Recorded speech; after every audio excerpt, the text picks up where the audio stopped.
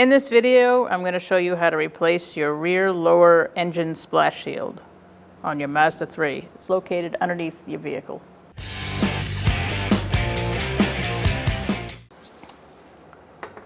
All right, I'm going to use a 10mm socket to take out this bolt. This is definitely aftermarket. You might have an 8mm socket bolt.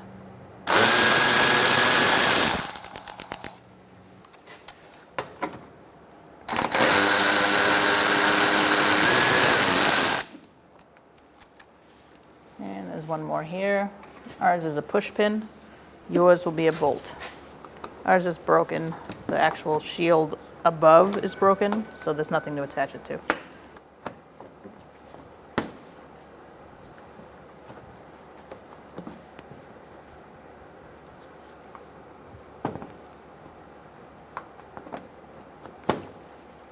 All right, now we're going to use a 10mm socket to remove these two bolts. Again, you may have an 8mm socket.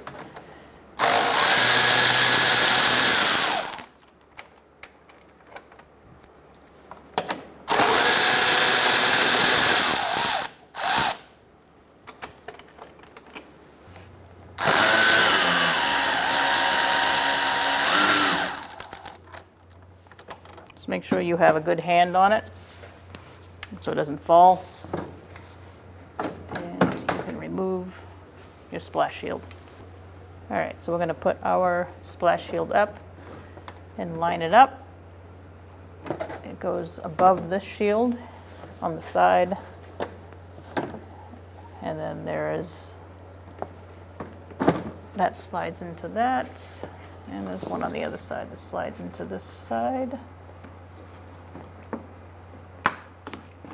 That'll help hold it up for you. And I'm going to start with my back corners here. The ones closest to the back of the car. Make sure that you put your splash shield above this little corner here.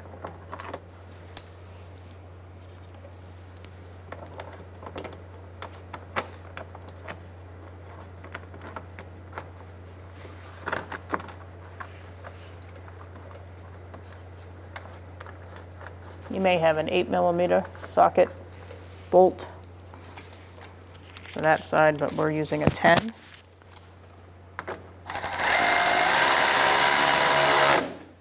All right, so our shield above on the side is broken, so we have nothing to attach this to. I don't think we're going to need anything there with all the other fasteners, so I'm going to leave that be. Now let's go to the other side.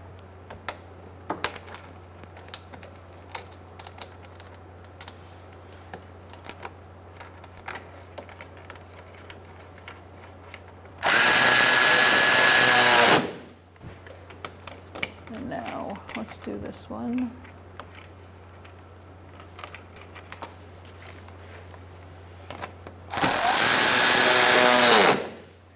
All right, so your middle bolt first will help hold the rest up.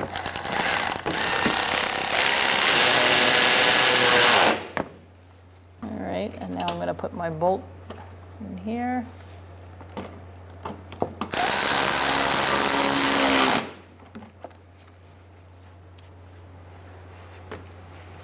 We had a grommet here, a plastic grommet.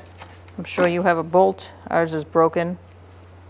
The splash shield and the radiator bracket is broken, so we're using a push pin. Do your best.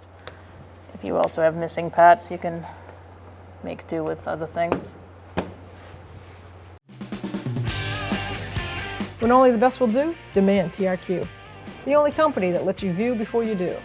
TRQ is committed to offering the highest quality aftermarket auto parts that are engineered for peace of mind. Thanks for using and viewing with TRQ.